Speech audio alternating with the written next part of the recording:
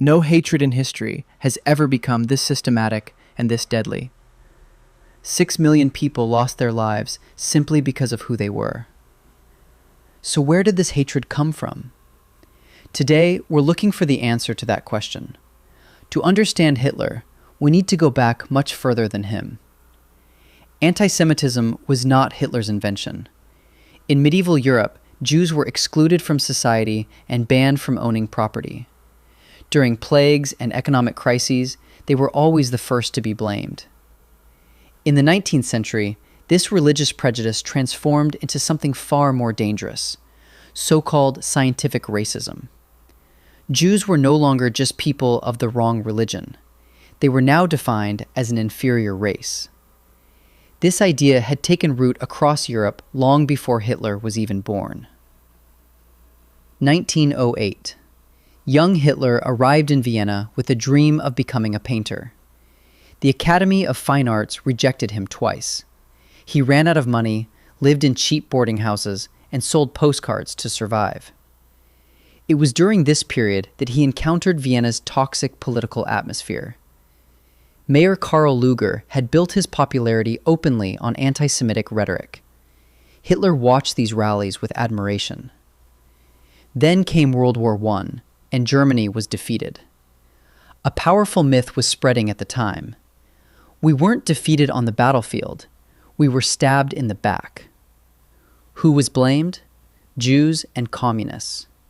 Hitler embraced this idea and never let it go. Hitler's hatred eventually transformed into a full ideology. He wrote it clearly in Mein Kampf. The world was an endless battlefield between races. At the top stood the Aryan race. At the bottom, the Jews. Here's what was striking. He accused Jews of being both wealthy capitalists and communist agitators at the same time.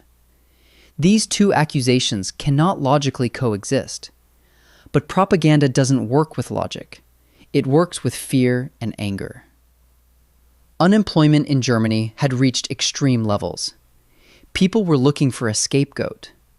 Hitler gave them a ready-made answer. The Jews are to blame. How did one man's hatred become the hatred of millions? The answer? Goebbels and the Nazi propaganda machine. Radio, cinema, newspapers, posters, every form of media was used for one purpose: to dehumanize Jews. Children were taught anti-Semitic ideas in schools. At the Nuremberg rallies, music, lighting, and fiery speeches shut down people's critical thinking. If a society is manipulated systematically enough, what it believes can be shaped.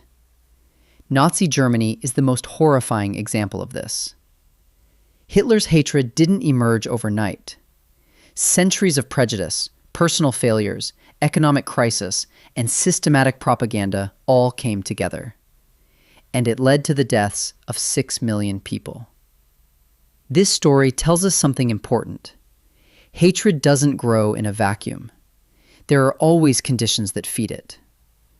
Learning history is not just about understanding the past.